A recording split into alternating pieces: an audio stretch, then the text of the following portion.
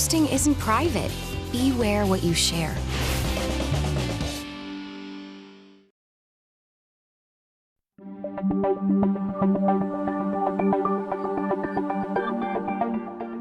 In Fairfield County, something new comes across my desk every day.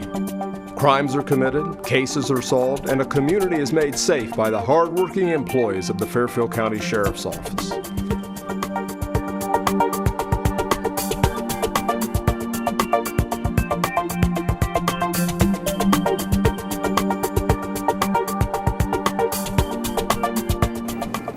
Welcome to This Week with Sheriff Dave Phelan, a weekly program here on LSN Television. We're also carried by a number of the radio affiliates here in Lancaster. Do appreciate you, the viewers and listeners that join us each and every week. This program is actually produced at Fairfield Christian Academy. We had the students here. They do a terrific job putting the program together. Behind the scenes, Kelly Roberts, our executive producer, lines the guests up, the questions, and she does a great job getting wonderful guests each and every week. We've got a great one this week for the next 2 weeks.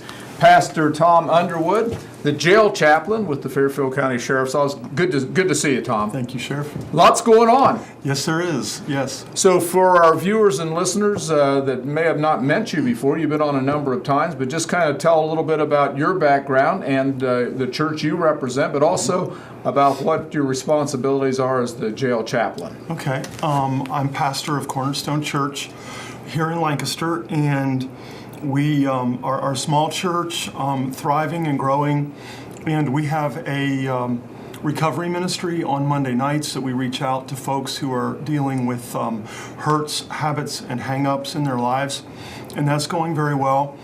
Also, I'm working with the Sheriff's Office as the jail chaplain. I coordinate all the volunteers that come in and do Bible studies with all of the inmates that want to participate. We have studies going 7 days a week, pretty much, in the jail for all the 3 locations. Not 7 days a week for all locations, but there's something going on in every location at least sometime during the week that inmates can participate in. I also meet with inmates one-on-one if they want to talk to a pastor, chaplain, and I do that each week. I probably talk with 20 to 25 people a week who request that discussion. Yeah, and what's interesting is for our viewers and listeners that may not be aware, we actually have 3 locations. We have our main jail, which basically houses our felons. We have the minimum security jail on Wheeling Street, and we also have a jail at the annex out by the prison. And so the good thing coming up in about a year and a half or so, we will have 1 jail on Wheeling Street and 1 facility. So that's certainly going to help the operational situation with the Sheriff's Office, but also help the ministry because you're going to have everybody housed in 1 location. Right. I think that's be a game changer. Yeah, I think it's going to be a big change for me. I spend probably about 25 hours a week doing all of my chaplain responsibilities with the inmates. So it takes quite a bit of coordination to work between 3 buildings, but we're doing it. So things coming up in the jail. And the other thing, well, before we get to that, how many volunteers do we have, and how many different churches are represented in our jail ministry? We probably have, I haven't counted real accurately recently, but we probably have about 50 plus volunteers. We have 7 different organizations throughout the county that participate in bringing Bible studies to inmates each week. Okay. Programs coming up. I know you've done a lot of programs during the last couple years. Right. We try to have at least 4 outreach events each year. The one coming up is our Christmas candy gift bag that we give to all the inmates, which you can see right here. Right. We request donations of candy from churches, individuals that would like to do that. It needs to be commercially packaged and sealed candy, obviously. And then we gather together, the jail ministry volunteers gather together. This year it will be on December 14th at the minimum security jail. We load all the bags with candy. We put an orange usually in each bag. The inmates really appreciate that. And that is our outreach event for the fourth quarter of this year.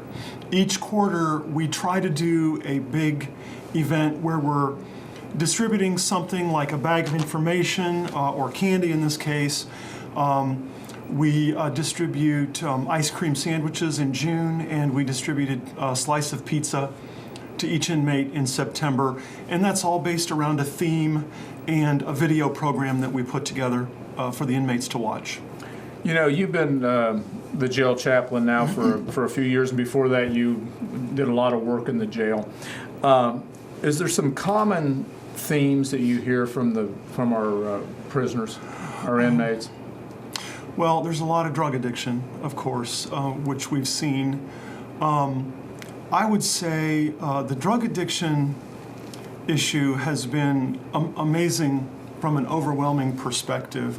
It really has affected our society, and I don't think there is a church or a family in this county that has not been affected in some way by someone who has an addiction to either alcohol or drugs, or, and I think one that may be upcoming is potentially gambling. So just a lot of things that folks are dealing with. And, you know, I hear from a lot of inmates that a lot of that addiction started in their childhood, you know, from 8, 9, 10 years old. And that's very disconcerting from the perspective of how young some of those folks are. And it's been almost a situation that has determined the path that they will live and go down in their lives. It's very sad, but we're there to offer hope and help to folks that really want to reach out. And you know, the other thing that certainly comes to mind is what struck Loretta, my wife, when she was a part of Grace Haven, which is still, although she doesn't head it up today, but another wonderful individual does, was the fact that it struck her that many times these people they've done some bad things, but they have good hearts, and you know, they're like your own family members in many ways. But they've kind of gotten maybe experimented with drugs and became addicts, and from that they became involved in theft offenses, burglaries, you name it. So it really kind of, their life was completely out of control. Right. It's unfortunate that a lot of folks believe that because the course their life has taken, that they are unforgivable. And that's just not true. There is forgiveness in Christ, and that's what we talk about. We talk about walking down a new path and accepting and receiving the mercy and love of God in order to get up and move forward. I tell people, you know, if you fall down, don't stay down. Get up and start walking forward. You know, remember the word that God has spoken to you and live it out.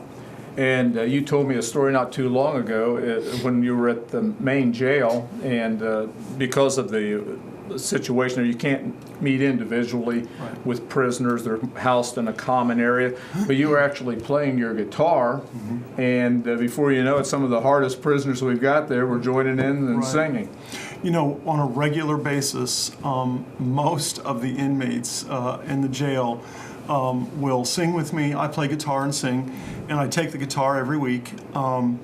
And they really know the songs, and they really sing a lot of times with all their might, which is very awesome to me, because I feel that those words are life-giving, and that if they take root, that they're going to make a change. Music makes a difference, I believe.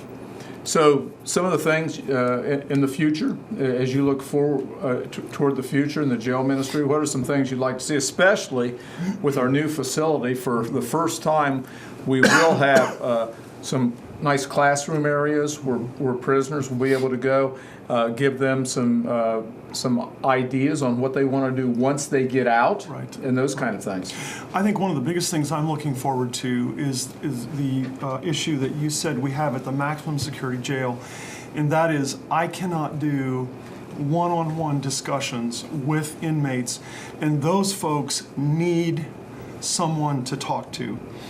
And there's a lot of power in one-on-one connection and just reaching out in that way. So I think moving to this new facility is going to have an even greater impact on the people that we can't reach in that very pinpointed way of one-on-one mentoring. So. Share with us some stories, Tom. I know that sometimes you've had some prisoners that, or some of our inmates, they've gotten out, and one of the things that is difficult is we will have an inmate get out of jail, and this is common in prison too, and two problems they have. They don't have a place to live, they don't have a job, and so many times virtually they're out on the street and back into trouble. Right. And I know some of the things you've seen is these people will maybe show up at your church and try to get their life squared away. Absolutely.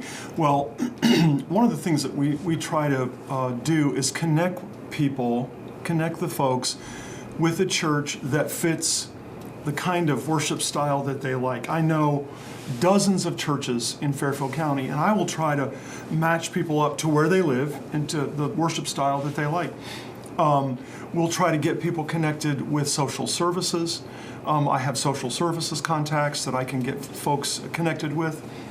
Recovery ministry, NA, AA.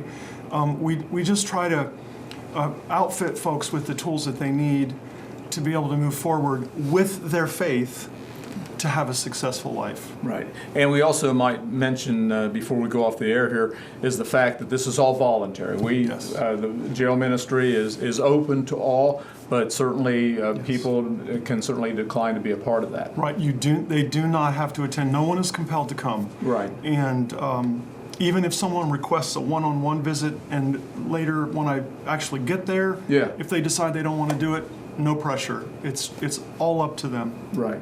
Well, you've done a terrific job, and we look forward to it. And again, mention about the candy if people want to get involved. And how do they get the candy? To you or the oranges? Probably the best thing to do would be to call me at 740-407-5331.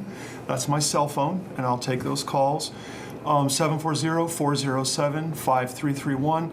If they would like to donate just a bag of candy. Every bag helps us to, in our goal to just be able to reach out to the inmates. It's a big deal.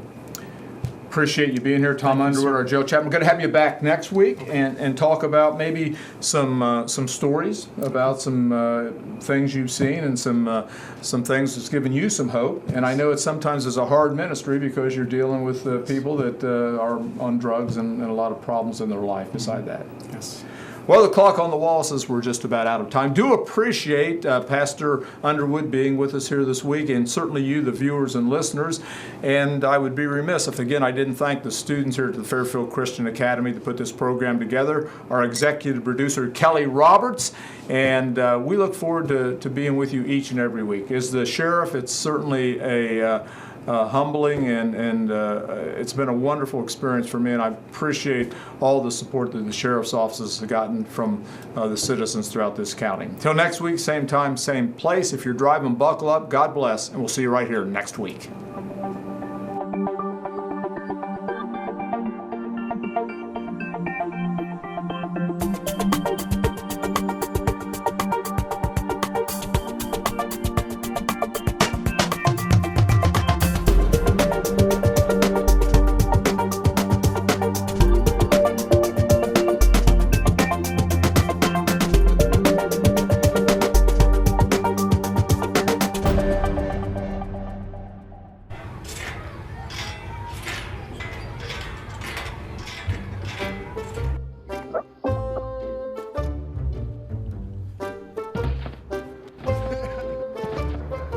Ballerina.